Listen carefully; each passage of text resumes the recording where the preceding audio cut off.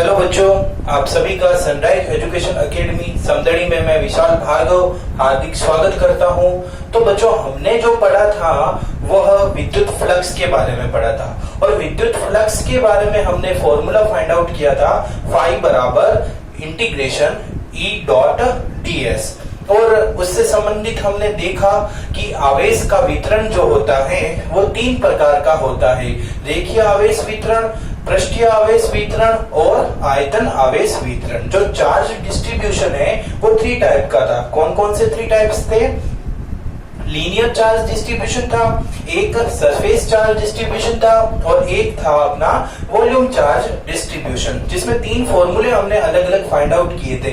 Lambda बराबर Q upon L linear charge density के लिए, रेखीय आवेश घनत्व के लिए, पृष्ठीय आवेश घनत्व सरफेस चार्ज डेंसिटी के लिए फॉर्मूला जो था वो सिग्मा बराबर Q अपॉन S था, मतलब charge upon area, surface area. और जो आयतन पृष्ठीय घनत्व आयतन आवेश घनत्व जो था वॉल्यूम चार्ज डेंसिटी, उसके लिए फॉर्मूला था रो बराबर Q अपॉन V। V का मतलब आयतन, वॉल्यूम। तो हमने यहाँ पर ये देखा इन तीन प्रकार के आवेश वितरण घनत्व जो है इनका प्रयोग हम आगे इसके अनुप्रयोग में करेंगे।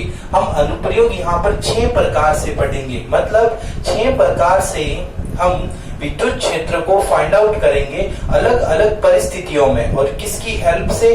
गाउस की हेल्प से। गाउस कौन है भैया? गाउस एक वैज्ञानिक थे। इन्होंने कूलाम की द्वारा जो विद्युत क्षेत्र ज्ञात करने के सूत्र में कुछ और महत्व योगदान दिया, क्योंकि कूलाम ने जो फॉर्मूला फाइंड आउट किया था वो एक विद्युत क्षेत्र के लिए या फिर दो विद्युत क्षेत्र के लिए या फिर गिनती में कोई विद्युत क्षेत्र है उनके लिए कूलाम के नियम का फॉर्मूला हम लगाते थे। एक आवेश के कारण विद्युत क्षेत्र कूलाम के हिसाब से Q अपॉन R स्क्वायर था। इसी प्रकार 1, 2, 3 n प्रकार के हैं, तो उन सब का सुपरपोजिशन लॉ लगाकर हम फॉर्मूला लगाते थे E1 plus E2 plus dash dash dash En। और सबके लिए हम अलग से चार्ज देखते थे और डिस्टेंस देखते थे। ये वाला जो प्रोसेस था वो बहुत ही लेंथी प्रोसेस हो जाता था। तो हमें यहाँ पर गाउस ने बताया कि मेरे पास भी एक ऐसा रिलेशन है विद्युत फ्लक्स का जिसके द्वारा मैं सतत आवेश वितरण में कोई भी परिस्थिति में सतत आवेश वितरण, देखो नाम मैं बोल रहा हूं बेटा यहाँ पर, सतत आवेश वितरण की परिस्थिति में कोई भी वस्तु है, उस कोई भी वस्तु का मैं विद्युत क्षेत्र फाइंड आउट कर सकता हूं। हमने पूछा कैसे करेंगे आप, तो इन्होंने विद्युत फ्लक्स के बारे में बताया और बताया कि ये जो विद्युत फ्लक्स होता है वह कोई भी वस्तु है तो उस वस्तु का एक गॉसियन पृष्ठ अपन मानेंगे, कल्पना करेंगे। उस गॉसियन पृष्ठ में कुल आवेश Q है, इस Q आवेश को 1 अपॉन एप्सिलॉन नॉट से मल्टीप्लाई करते हैं तो यह विद्युत फ्लक्स के फॉर्मूले के रूप में आ जाता है। और हम जानते हैं विद्युत फ्लक्स का फॉर्मूला होता है E डॉट ds। तो हम इस रिलेशन से E की वैल्यू फाइंड आउट कर सकते हैं। तो हमें यहाँ पर ध्यान रखने वाली बात कौन सी है? गाउस का नियम हमें क्या बताता है? रिलेशन बताता है। किस किस के बीच में रिलेशन? इलेक्ट्रिक फ्लक्स और चार्ज के बीच में रिलेशन। ठीक है बेटा।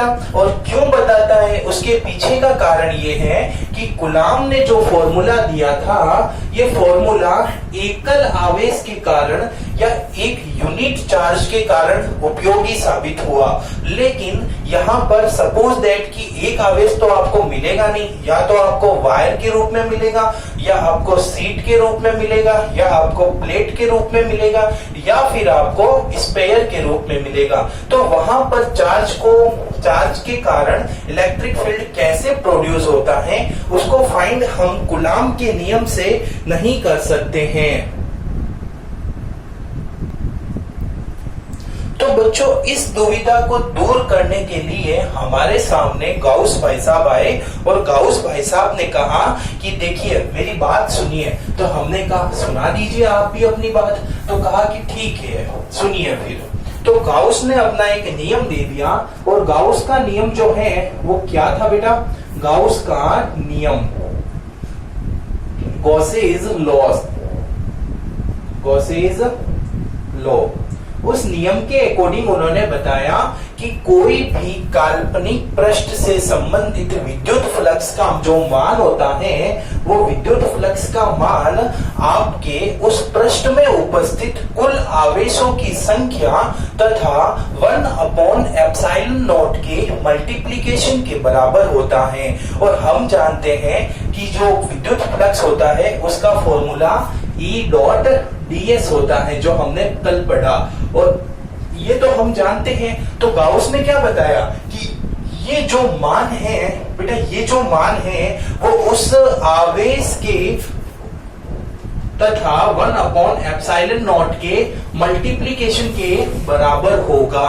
तो ये बात किसने बताई है? गाउस ने बताई है। तो हमने उनको पूछा कि ठीक है आप ये कह रहे हैं ना हमें कि जो इलेक्ट्रिक फ्लक्स की वैल्यू है वो बराबर होती है multiplication of a total charge covered by that imaginary surface and 1/ε0। तो ठीक है कोई बात नहीं, लेकिन इससे होगा क्या? इससे क्या होगा? तो इन्होंने कहा देखिए भाई साहब, यहाँ पर हम E की वैल्यू देख सकते हैं। इस E की वैल्यू मैं फाइंड कर सकता हूँ किस किस के लिए? जहां जहां सतत आवेश वितरण होता है वहां जहां जहां कॉन्टिन्यूसली चार्ज डिस्ट्रीब्यूशन होता है वहां पर मैं इलेक्ट्रिक फील्ड की वैल्यू फाइंड आउट कर सकता हूं। ये बात गुलाम भाई साहब को पता चली। उन्होंने कहा यार मेरी दुविधा को सॉल्व करने वाला गाउस आ गया, चलो गाउस से मिलने चलते हैं। गाउस के पास आए और कहा कि भाई साहब आप क्या बोल रहे हो, ये बात मुझे प्रूफ करके बताओ। दुनिया को तो आप बोल सकते हो, मुझे तो प्रूफ करके बताओ। तो उन्होंने कहा ठीक है मैं आपको प्रूफ करके बताता हूं। तो गाउस का नियम जो है वो हम गुलाम की सहायता से प्रूफ करेंगे। इसके लिए डायग्राम की अगर बात करूं बेटा, तो कोई भी जैसे काल्पनिक पृष्ठ ले लिया, उस काल्पनिक पृष्ठ में Q1, Q2, Q3 बहुत सारे हैं। इन टोटल सम, इनका सम जो होगा वो क्या होगा? Sigma Q। तो इसको मैं थोड़ा अच्छे से लिख देता हूं। तो इन्होंने कहा कि जो सिग्मा Q है ना उसके मल्टीप्लीकेशन 1/ε0 के बराबर होगा। कहीं कहीं पे ओनली स्मॉल q होगा, इसका मतलब भी टोटल चार्ज है। सिग्मा Q का मतलब भी टोटल चार्ज कुल आवेश है। या फिर कैपिटल Q लिखूं, उसका मतलब भी कुल आवेश से ही संबंधित है। तो गुलाम भाई साहब ने कहा ठीक है। तो आए गुलाम भाई साहब को कहा कि आपके नियम से ही मैं इसका सत्यापन करने वाला हूं। गुलाम ने कहा ठीक है। तो नया टॉपिक आ गया, गुलाम के नियम से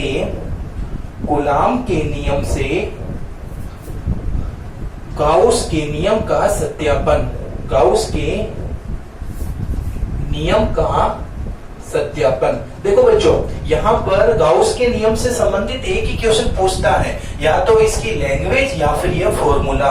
तो फॉर्मूला आपके सामने है, लैंग्वेज मैंने अभी बोल दी। क्या बोली? कि किसी काल्पनिक पृष्ठ से संबंधित विद्युत फ्लक्स का मान उस काल्पनिक पृष्ठ में उपस्थित कुल आवेश तथा 1/ε0 के मल्टीप्लिकेशन के बराबर होता है। तो value of electric flux related to imaginary surface is equal to multiplication of total charge included in a imaginary surface and 1/ε0। ये मैंने एक स्टेटमेंट दे दिया और फॉर्मूला तो आपके सामने लिखा हुआ ही है। अगला टॉपिक, गुलाम के नियम की सहायता से हम गाउस के नियम का सत्यापन करेंगे। तो proof of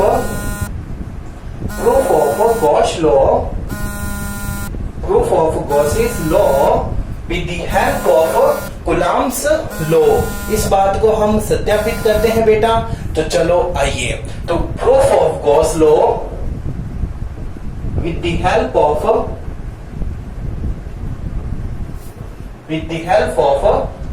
Coulomb's law। Low. Okay बच्चों, तो चलो कूलाम लॉ की सहायता से हम इसको सत्यापित करते हैं। तो कूलाम लॉ में आपको पता हो तो कूलाम कहता है मैंने तो फॉर्मूला एकल आवेश के लिए दिया। उन्होंने कहा ठीक है आप एकल आवेश को लाओ, तो इन्होंने कहा ये लीजिए मैंने एकल आवेश को ला दिया। इसको गाउस ने एक काल्पनिक पृष्ठ में बंद कर दिया।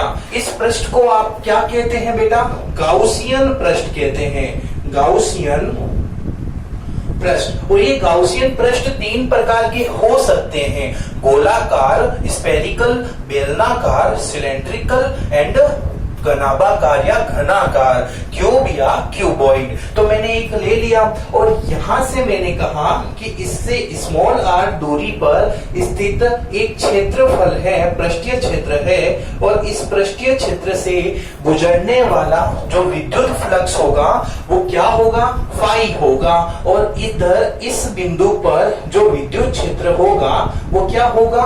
E होगा। इस क्यू आवेश के द्वारा इस क्यू आवेश से स्मॉल r दूरी पर स्थित बिंदु पर हमें विद्युत क्षेत्र E का मान तो पता है जो कूलाम ने दिया था। तो कूलाम के अनुसार E का जो मान होगा वो क्या होगा? KQ upon R square. तो इसकी तो वैल्यू मुझे पता है, KQ अपॉन R स्क्वायर होती है। इन्होंने कहा ठीक है, तो इन्होंने कहा लाओ विद्युत फ्लक्स को लाओ, विद्युत फ्लक्स को लाओ। कूलाम जी ने कहा, कूलाम जी को किसने कहा? गॉस ने कहा कि विद्युत फ्लक्स लाओ, इलेक्ट्रिक फ्लक्स लाओ। तो ये इलेक्ट्रिक फ्लक्स हम लेके आए और फाई का फॉर्मूला होता है E.ds। ये तो गॉस ने नहीं बताया था ना, ये तो हमें पता है। तो इससे हमें ये फाइंड आउट करना है, Q अपॉन एप्सिलॉन नॉट लेके आना है। तो यहाँ पर चलो अब आगे चलते हैं। तो इंटीग्रेशन इसको ओपन किया तो ds cos थीटा आ गया। इस E जो है ये E स्मॉल r दूरी पर KQ अपॉन R स्क्वायर, मतलब K कांस्टेंट, Q कांस्टेंट और R को भी तो मैं वेरी नहीं कर रहा हूँ, R भी कांस्टेंट। तो ये E आ गया हमारा बाहर और मल्टीप्लीकेशन हो गया ds cos थीटा। तो बेटा E को तो आप जानते हो, E बराबर तो KQ अपॉन R स्क्वायर होता है, स्मॉल q है ना यहाँ पर, तो यहाँ पर मैं लिख देता हूँ KQ अपॉन R स्क्वायर। और यहाँ ds cos थीटा है, यह जो है कुल क्षेत्रफल को दर्शाता है। कुल क्षेत्रफल क्यों दर्शाएगा?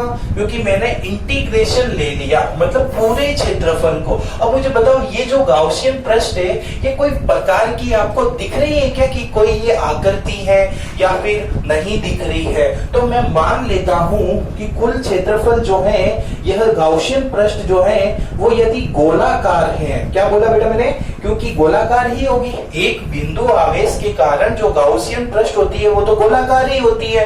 तो गोलाकार है तो उस केस में उसका क्षेत्रफल का फॉर्मूला क्या हो जाएगा? 4 पाई r स्क्वायर। क्या फॉर्मूला आएगा बेटा?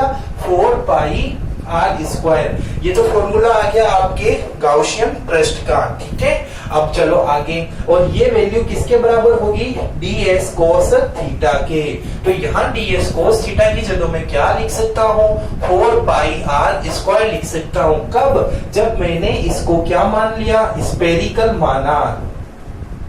स्फेरिकल ही क्यों माना? क्योंकि यह जो आवेश है वो बिंदु आवेश है, यूनिट चार्ज है। पॉइंट चार्ज के कारण जो एरिया होता है, जो सरफेस होती है वो गोलाकार स्फेरिकल ही होती है। तो यहाँ पर बताओ फाई का फॉर्मूला जो है वो अब क्या आ जाएगा? E की जगह तो फॉर्मूला लिख दिया हमने KQ अपॉन R स्क्वायर, और यहाँ जो ds cos थीटा है इसकी जगह फॉर्मूला लिख दिया मैंने 4 पाई R स्क्वायर। अब जानते हो बेटा K को क्या बोलते हो आप? लास्ट चैप्टर में पढ़ा होगा, K बराबर होता है 1 upon 4 pi epsilon not into यहाँ पर तो Q है, अपॉन में R स्क्वायर है और मल्टीप्लाइड में 4 पाई R स्क्वायर है। आप देख सकते हैं 4 पाई से 4 पाई कैंसिल हो गया, R स्क्वायर से R स्क्वायर कैंसिल हो गया, बचा क्या?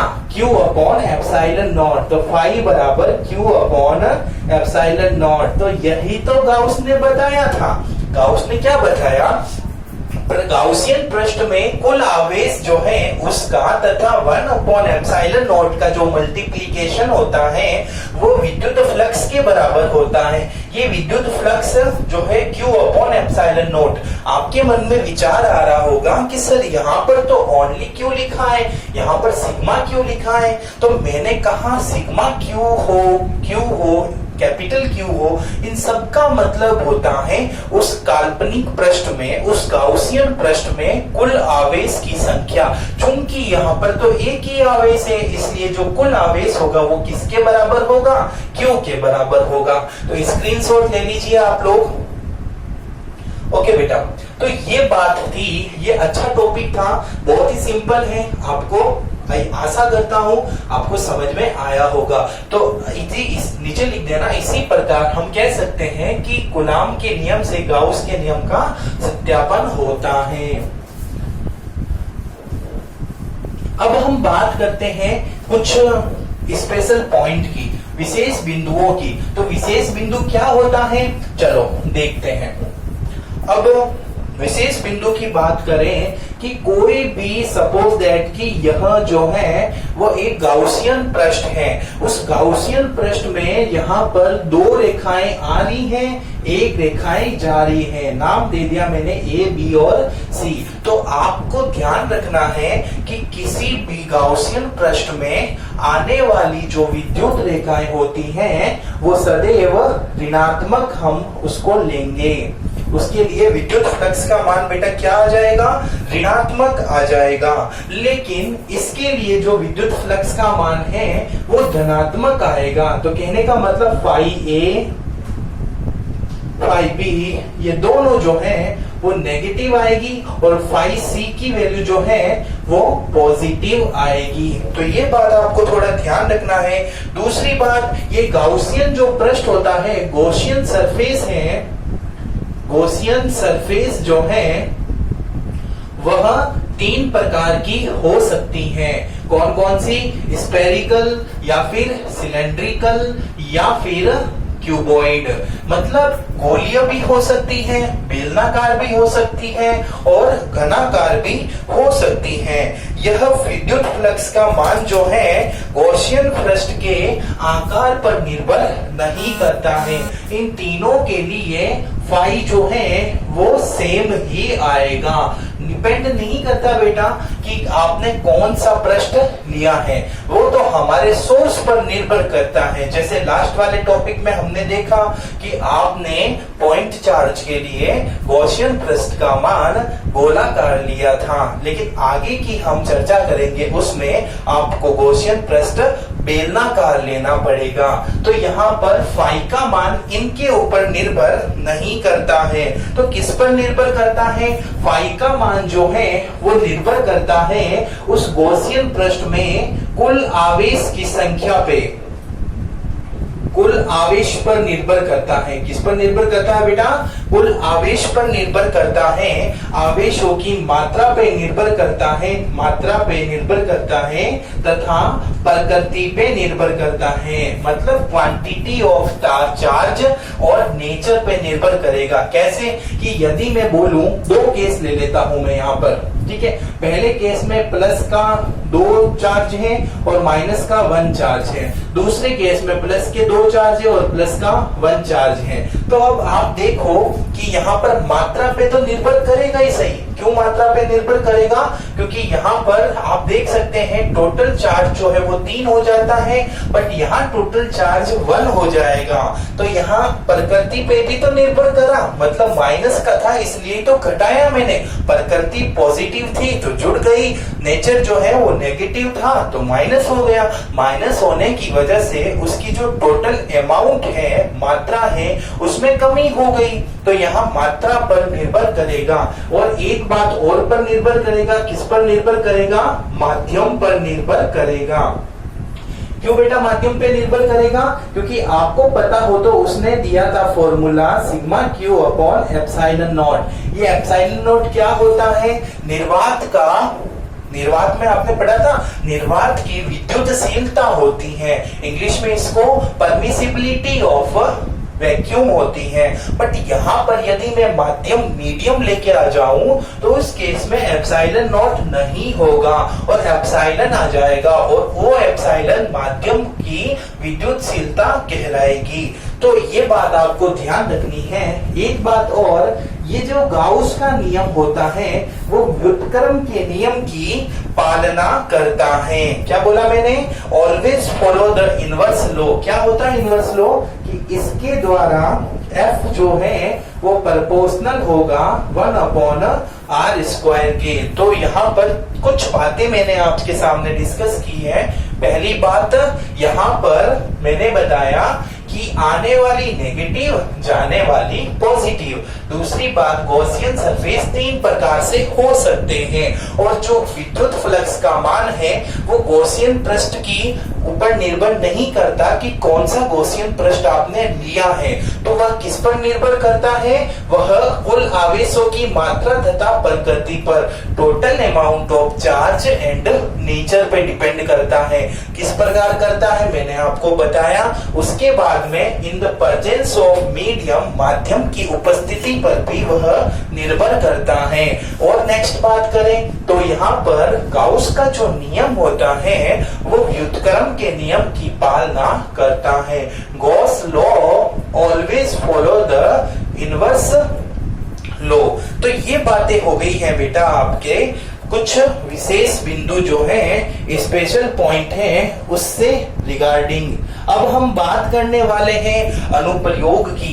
तो अनुप्रयोग में जो पहला अनुप्रयोग हम पढ़ते हैं वो अनंत रेखीय आवेशित तार के कारण हम विद्युत क्षेत्र फाइंड आउट करेंगे। तो पहला टॉपिक अनुप्रयोग का लिख दीजिए। क्या होगा पहला टॉपिक? कि अनंत रेखीय आवेशित तार के कारण विद्युत क्षेत्र। तो लिख देता हूं बेटा मैं यहां पर, अनंत रेखीय आवेशित तार के कारण विद्युत क्षेत्र। अनंत रेखीय आवेशित तार के कारण विद्युत क्षेत्र। इंग्लिश मीडियम आप क्या लिखेंगे बेटा? आप लिखेंगे इलेक्ट्रिक फील्ड, EF लिख रहा हूं, इलेक्ट्रिक फ्लक्स मत समझ लेना। यहाँ पर इलेक्ट्रिक फील्ड विद्युत क्षेत्र की तीव्रता लिख देता हूं, क्योंकि विद्युत क्षेत्र को मैथमेटिकल फॉर्म में तो यही बोलेंगे। तो क्या लिखूंगा मैं? Intensity of electric field due to infinite linear charged wire. ठीक है बेटा, लीनियर चार्ज वायर है जिसकी लेंथ क्या है? इन्फिनिट है, अनंत है। देखो ये टॉपिक जरूर समझना आप अच्छे से, क्योंकि यहाँ आज हम विद्युत क्षेत्र पढ़ रहे हैं, कल हम इसकी जगह चुंबकीय क्षेत्र पढ़ेंगे। कल का मतलब 6ठे या 7वें चैप्टर में अपन देखेंगे, वहां चुंबकीय क्षेत्र, मैग्नेटिक फील्ड को भी अपन को फाइंड आउट करना होगा। बायो-सावर्ट के नियम के अनुसार, बायो-सावर्ट नाम करके बंदा आएगा, वो भी नियम देगा और उसके भी कुछ अनुप्रयोग होंगे। तो उन चीजों को समझने के लिए हमारी ये बेसिक थीम जो है वो आपको समझ में आनी बहुत ही जरूरी है। तो ध्यान से सुनिएगा। अनंत, अब टॉपिक को थोड़ा ध्यान देखो। क्या है बेटा? अनंत रेखीय आवेशित तार है, मतलब लीनियर चार्ज्ड वायर है।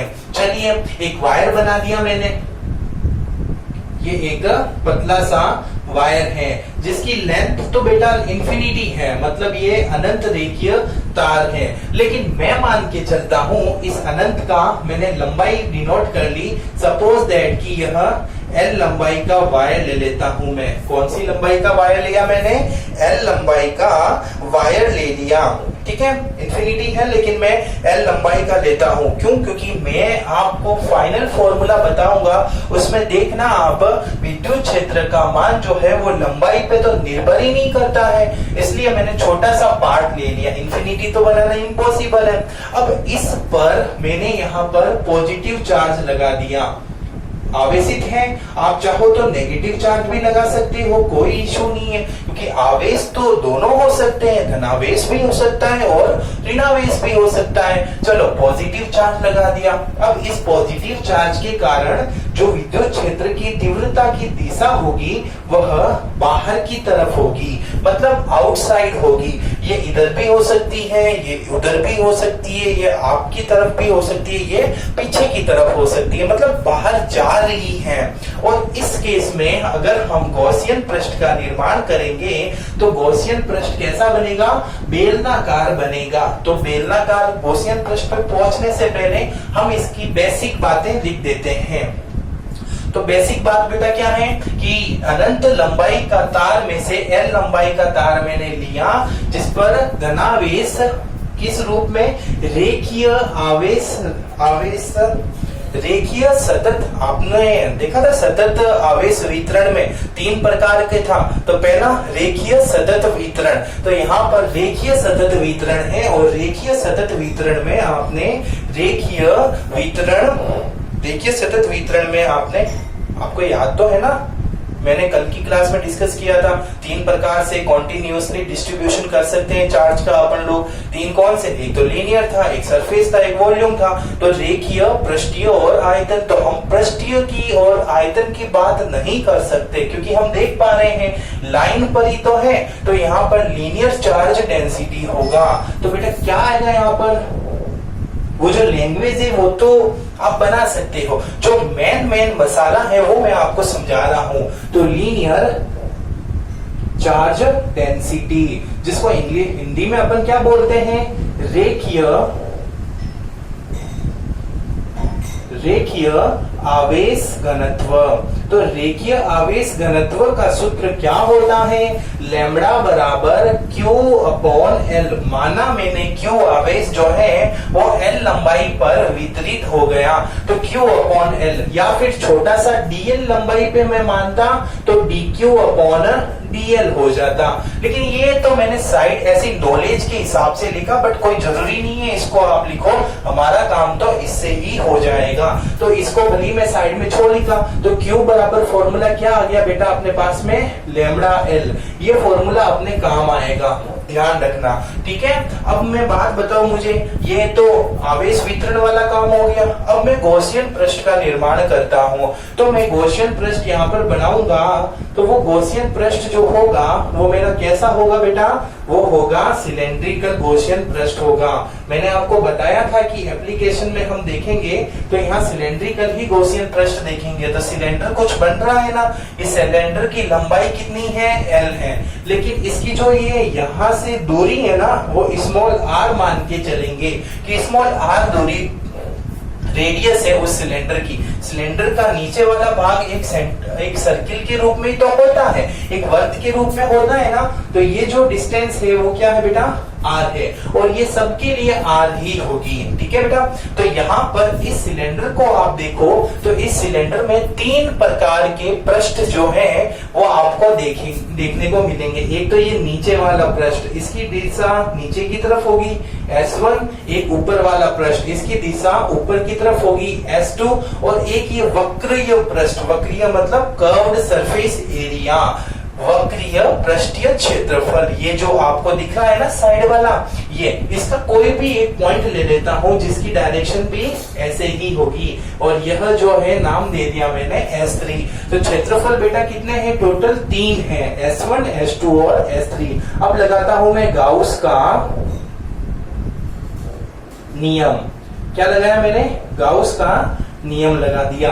चलिए गाउस का नियम लगा दो। लॉ ऑफ गॉस क्या होता है? लॉ ऑफ गॉस फॉर्मूला होता है गुरुजी, फाई बराबर E डॉट ds बराबर Q अपॉन एप्सिलॉन नॉट। यही तो फॉर्मूला होता है, गॉस का यही फॉर्मूला होता है ना। चलिए अब यहाँ पर हमें दुविधा हो गई कि गुरुजी हमें ये जो है इसको कैसे ओपन करेंगे। बेटा जो खेल है ना वो इसी का ही खेल है, इसको ओपन करना यदि आपको आ गया तो आप 6 एप्लीकेशन में कभी भी नहीं अटकेंगे। तो देखो यहाँ पर क्षेत्रफल अलग अलग हैं, तीन अलग अलग क्षेत्रफल हैं, S1, S2 और S3। आप कहेंगे सर S1 S2 तो सेम ही है, मैं कहूंगा डायरेक्शन अलग है। S1 की डायरेक्शन नीचे की तरफ है, S2 की डायरेक्शन ऊपर की तरफ है। चूंकि क्षेत्रफल सदिश राशि होती है, एरिया वेक्टर क्वांटिटी होती है, तो डायरेक्शन का भी तो रोल होगा कि नहीं होगा? होगा। तो यहाँ पर तीन प्रकार से हम इसको ओपन कर सकते हैं। तो कौन कौन से तीन? पहला है S1 के रूप में E डॉट ds, दूसरा है S2 के रूप में E डॉट ds, और तीसरा जो है वो S3 के रूप में E डॉट ds। और ये टोटल जो सम है वो किसके बराबर होगा? Q अपॉन एप्सिलॉन नॉट के बराबर होगा। अब आप देख सकते हैं बेटा, S1 के लिए बात करूं तो S1 जो है इसकी डायरेक्शन नीचे की तरफ है, क्षेत्रफल की डायरेक्शन नीचे की तरफ है, और विद्युत क्षेत्र की तो डायरेक्शन ये रहा, विद्युत क्षेत्र इस डायरेक्शन में है। तो S1 के लिए आप देखोगे तो विद्युत क्षेत्र तथा क्षेत्रफल दोनों आपस में एक दूसरे के परपेंडिकुलर हैं। तो S1 के लिए तथा S2 के लिए, S2 में भी कुछ ऐसा ही हो रहा है, S2 ऊपर की तरफ, E ऐसे, तो उनके बीच में भी 90 डिग्री परपेंडिकुलर होगा। तो इन दोनों के लिए थीटा का मान जो होगा वो 90 डिग्री होगा। लेकिन इसके लिए आप देखोगे तो S3 भी उधर जा रहा है और E भी उधर जा रहा है, मतलब इसके लिए जो थीटा होगा वो 0 होगा।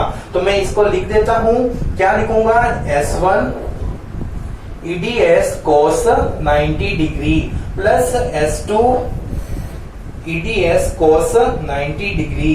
लेकिन इसके लिए जो है S3 के लिए यहां पर EDS cos 0 डिग्री होगा और अपॉन में एप्सिलॉन नॉट। आप सबको बहुत अच्छे से पता होगा cos 90 का मान 0 होता है, तो ये 0 हो गया, 0 को मल्टीप्लाई करूंगा 0 होगा, यहाँ पर भी 0 से मल्टीप्लाई करूंगा 0 होगा, बट यहाँ cos 0 का मान 1 आ जाएगा। तो चलो आगे वाली केस देखते हैं। तो यहाँ पर ये वैल्यू टोटल 0 होगी। क्यों होगी 0? क्योंकि cos 90 का मान 0 होता है, यहाँ पर भी cos 90 का मान 0 है, तो ये 0 हो गया। बट यहाँ देखें हम, तो यहाँ पर cos 0 का मान 1 होता है, तो इंटीग्रेशन यहाँ पर हो जाएगा EDS इंटू 1 बराबर Q अपॉन एप्सिलॉन नॉट। अब मेरी बात को वापस ध्यान से सुनिए, E जो होता है वो हमारा कांस्टेंट है। देखो यहाँ बोला ना, E जो है वो कांस्टेंट है, तो E की वैल्यू में कोई फर्क नहीं आएगा। तो E कांस्टेंट है तो इसको मैं बाहर ले सकता हूं। तो E की वैल्यू हमने बाहर ले ली और मल्टीप्लाई में कौन आ गया बेटा?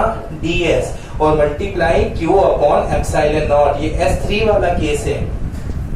अब आप जानते हो ये S3 जो है वो पृष्ठीय क्षेत्रफल है ना। और मुझे बताओ बेलन का जो पृष्ठीय क्षेत्रफल होता है, कर्व्ड एरिया होता है, उसका फॉर्मूला क्या होता है? तो आपने देखा होगा 10वीं कक्षा की गणित में 2 पाई r इंटू लंबाई होता है। पृष्ठीय क्षेत्रफल का सूत्र गणित का है, तो यहाँ पर बेलनाकार पृष्ठीय क्षेत्रफल का सूत्र क्या होता है बेटा? 2 पाई r L। तो यहाँ पर इसकी जगह मैं क्या लिख सकता हूँ? चूंकि मैं यहाँ लिख देता हूँ, चूंकि कोष्टक में लिख देता हूँ, चूंकि EDS जो है उसका फॉर्मूला हो जाएगा 2 पाई r L, 2 पाई r L। और यहाँ पर और एक बात लिख देता हूँ, और क्या लिखूं? Q बराबर होता है लैम्डा L। अब आप कहेंगे सर ये Q बराबर लैम्डा L कहाँ से लिख दिया? ये रहा Q बराबर लैम्डा L। तो हम यहाँ पर आगे चलते हैं और ये वैल्यू पुटअप करते हैं। तो E की जगह तो बेटा E आ जाएगा, और इसकी जगह क्या आ जाएगा आपका? इसकी जगह आ जाएगा 2 पाई r L। तो ये 2 पाई r L बराबर Q की जगह आ जाएगा lambda L upon epsilon not. देख सकते हैं आप L से L तो क्या हो गया? कैंसिल हो गया। तो E का फॉर्मूला जो है वो क्या बन गया? E का फॉर्मूला बन गया लैम्डा अपॉन 2 पाई r को नीचे भेज दो तो 2 पाई r एप्सिलॉन नॉट। तो ये विद्युत क्षेत्र हमारा फाइंड हो गया। विद्युत क्षेत्र की तीव्रता, हेडिंग क्या थी? विद्युत क्षेत्र की तीव्रता याद करनी थी, कर ली हमने। Intensity of electric field find out कर ली है हमने। अब बताओ ये क्या लंबाई पर निर्भर करती है? नहीं करती है, फॉर्मूले में तो लंबाई है ही नहीं, इसलिए मैंने L मान लिया। कोई इश्यू वाली बात नहीं है। ये है बेटा आपका डेरिवेशन, फर्स्ट एप्लीकेशन है, तो स्क्रीनशॉट ले लीजिए।